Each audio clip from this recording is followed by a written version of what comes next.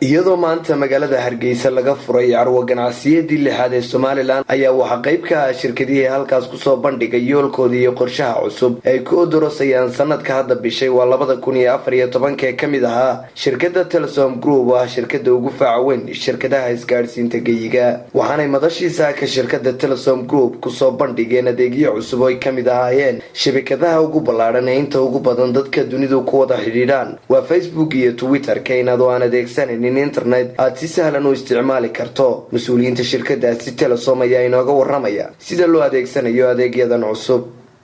waxa kaloon dadka ugu bishaareynaya Telesom ahaan maanta Telesom Group weeyaan in badan baa Telesom kaliya la arkay laakiin sanadka waxa weeye waa Telesom Group waxaanu kaga soconaa Telesom hooyadiya Salaama Baan iyo Samgas ruuxantii oo saddex entity oo aad u xoog badan Somaliland oo haya macaamiisha ugu weyn oo ah dad olloga shirkad olloga is wata weeyaan ruuxantii adeegyada soo bandhigayna waxa kamid ah kow waxaan ugu talagalnay inaan adeegii guud ahaan aanu discount-kii ugu sameeyno umada macaamiisheeda oo ugu horeyso simkaadhadii programmingkii routeradii internetka gelintii internetka madaxyadii iyo flashadii lagu isticmaalay internetka waxa kale oo bishaareynaa inaanu u soo bandhignay laba adeeg oo runtii aad u fiican oo macaamiisheeda u adeegsanayno ah adeega Facebook iyo Twitter-ka oo ah without internet lagu isticmaalayo marka waxa la macaamiisha Soomaaliland meel kasta ay joogaan ku soo dhawaada waana arkaysan qaabka quruxda leh iyo sida looga muuqdo carwada iyo inay tahay shirkadda ugu awoodda badan leh dalka Soomaaliland ka muuqato qaabka loo sharxay iyo qaabka looga soo qayb galay shaqaalahan maamul ahaan iyo service ahaanba waana maasantii carwo kasta sida loo nooga bartay inaanu soo kordhino adeeg cusub marka doorkan adeeg aanu soo kordhinay waxa weeyaan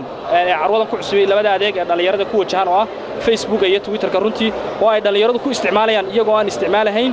wax maartay internet way si subscribe garanayaan numberka 400 buu dirayaa passwordkiisa iyo emailkiisa inta wixii ka dambeeya wuxuu arkayaa cidda saaxiibadiisa online-ka uu la chat garan karaa fariin baa loo soo diri karaa adeegaas wuxuu ku baxayaa bilaa internet qofku kaliya ta numberka 400 ayuu u dirayaa emailkiisa iyo passwordkiisa meel kasta uu joogo mobilka uu isticmaalaya nooc kasta uu yahay qofkaas waxa weeyaan waxa uu kamid yahay macaamiisha Facebook wuxuuna helayaa asxaabtiisa online-ka ahayd meel kasta ay joogaan aad iyo aad u mahadsantihiin geesta kale shirkadda isgaarsiinta Telesom ayaa shahaado sharaf ay ku maamuusayso waxqabadka xukuumadda talada dalka hayse kulmiye iyo guulaha ay ka gaadhay dhanka horumarka la taaban karo ee ka hana qaaday Somaliland guddoonsiisay madaxweyne ku-xigeenka Somaliland adeegan cusub ee shirkadda Telesom soo bandhigtay ayaa dhalinyarada iyo cid kasta ku xidhan shirkadaasiba u sahlaya inay si sahlan u isticmaalaan baraha internetka ee Facebook iyo Twitter-ka Maxamed Yuusuf Bakayle Somsa TV Hargeysa